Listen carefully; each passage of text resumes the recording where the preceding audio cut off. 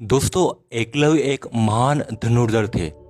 गुरु द्रोणाचार्य ने जब एकलव्य को शिक्षा देने से मना कर दिया, तब एकलव्य ने जंगल में गुरु द्रोण की मूर्ति बनाकर उनके सामने धनुर्विद्या सीखने लगे। लेकिन जब गुरु द्रोणाचार्य को पता चला कि एकलव्य ने खुद से ही इतनी विद्या अर्जित कर ली कि अर्जुन भी उनके सामने कहीं नहीं लगे, तब गुरु द्रोणाचार्य ने गुरु दक्षिणा के रूप में एकलव्य से उनका दाहिने हाथ का अंगूठा मांग लिया। और महान धनुर्धर एकलव्य की गुरु भक्ति भी ऐसी थी कि उन्होंने हंसते हंसते अपना अंगूठा काट कर गुरु द्रोणाचार्य को दे दिया। आइए दोस्तों, आज हम महान धनुर्धर एकलव्य के बारे में जानेंगे कि आखिरकार अंगूठा कटने के बाद एकलव्य का क्या हुआ और उनका वध किसने किया था। दोस्तों, एकलव्य कोई सामान्य व्यक्ति नहीं थे।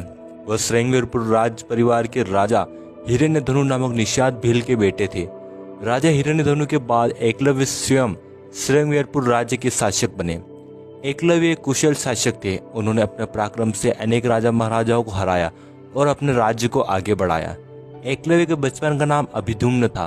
लोग उन्हें अभि नाम से बुलाते थे। उन्होंने बचपन में निषाद गुरुकुल से शिक्षा प्राप्त की थी और आगे धनुर्विद्या की शिक्षा लेने के लिए गुरु द्रोणाचार्य के पास गए थे। लेकिन गुरु द्रोणाचार्य केवल पांडवों और कौरवों को ही शिक्षा दे रहे थे। उन्होंने एकलव्य को तीरंदाजी की शिक्षा देने से मना कर दिया गया। तब एकलव्य ने अपने हाथों से गुरु द्रोणाचार्य की मिट्टी की मूर्ति बनाई और उस मूर्ति के सामने खड़े होकर यह संकल्प लिया कि वे तब तक अपने राजमहल में पैर नहीं रखेंगे जब तक वे धनुर्विद्या में पारंगत न हो जाए। उन्होंने वन में ही रहकर अपने धनुष चलाने की कला का विकास किया। एक दिन गुरु द्रोणाचार्य पांडवों के साथ जंगल में शिकार करने निकल गए। उनके साथ पांडव राजकुमारों का कुत्ता था जो घूमने निकल पड़ा।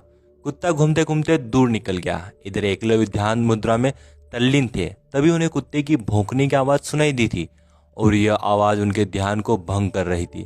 तब एकलव्य ने अपना धनुष बाण उठाया और उन्होंने अपने धनुष से बाण इस तरह छोड़े कि उनके बाण कुत्ते के मुंह में तो चले गए, लेकिन कुत्ते को नुकसान नहीं पहुंचा, पर वह भौंकने लायक नहीं रहा।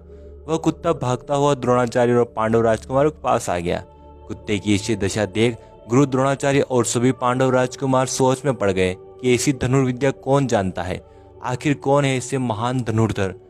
गुरु द्रोणाचार्य और सभी पांडव राजकुमार उस कुत्ते के पीछे पीछे चलने लगे और उन्होंने एकलव्य को देखा। गुरु द्रोणाचार्य को देखकर एकलव्य बहुत खुश हुए। उन्होंने बताया कि कैसे उन्होंने गुरु की मिट्टी की मूर्ति बनाकर धनुर्विद्या का अभ्यास किया और निरंतर अभ्यास करने से उन्होंने धनुर्विद्या का बहुमूल्य ज्ञान प्राप्त किया। गुरु द्रोणाचार्य ने पूछा कि वत्स, तुम्हारा गुरु कौन है? तब एकलव्य ने कहा, मेरे गुरु तो आप ही हैं। गुरु द्रोणाचार्य ने अर्जुन को दुनिया का सर्वश्रेष्ठ धनुर्धर बनाने का वचन दिया था। इसलिए उन्होंने एकलव्य को कहा कि यदि तुम मुझे अपना गुरु मानते हो तो मुझे गुरु दक्षिणा दो। एकलव्य तो बेहद खुश हो गए कि गुरु द्रोणाचार्य ने उन्हें अपना शिष्य मान लिया। उन्होंने कहा, गुरुजी, गुरु दक्षिणा में मैं आपको क्या दूं?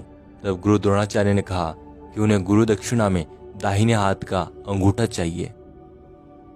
यह सुनकर एकलव्य ने हंसते हंसते अपने दाहिने हाथ का अंगूठा काटकर गुरु दक्षिणा में दे दिया। लेकिन एकलव्य की कहानी यही समाप्त नहीं हो गई। उन्होंने गुरु द्रोणाचार्य को अपना अंगूठा दक्षिणा में देने के बाद उन्होंने अपनी तर्जनी और मध्यम उंगली का प्रयोग करके धनुष बाण चलाने का अभ्यास करने लगे।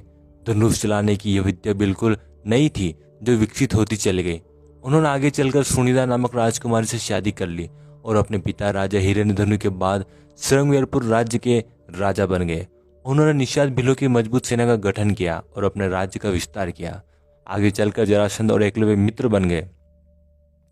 जरासंध भगवान कृष्ण के बहुत बड़े शत्रु थे। विष्णु पुराण के अनुसार जरासंध से मित्रता करने के बाद एक बार वे द्वारका के विरुद्ध जरासंध के पक्ष में युद्ध करने गए, जहां उन्होंने देखते ही देखते पूरी यादव सेना का वध कर डाला। इस बात का पता जब भगवान कृष्ण को चला तो वे एकलव्य से मिलने आए। उन्होंने देखा कि दाएं हाथ के महज 4 उंगलियों से धनुष बाण चला रहे हैं। यह देख उन्हें ध्यान आया कि एकलव्य भविष्य में होने वाले महाभारत युद्ध में पांडवों के लिए खतरा बन सकते हैं। इसलिए उन्होंने अपने सुदर्शन चक्र से एकलव्य को वीरगति प्रदान की। दोस्तों, आपको ये वीडियो कैसा लगा कमेंट बॉक्स में जरूर बताएं।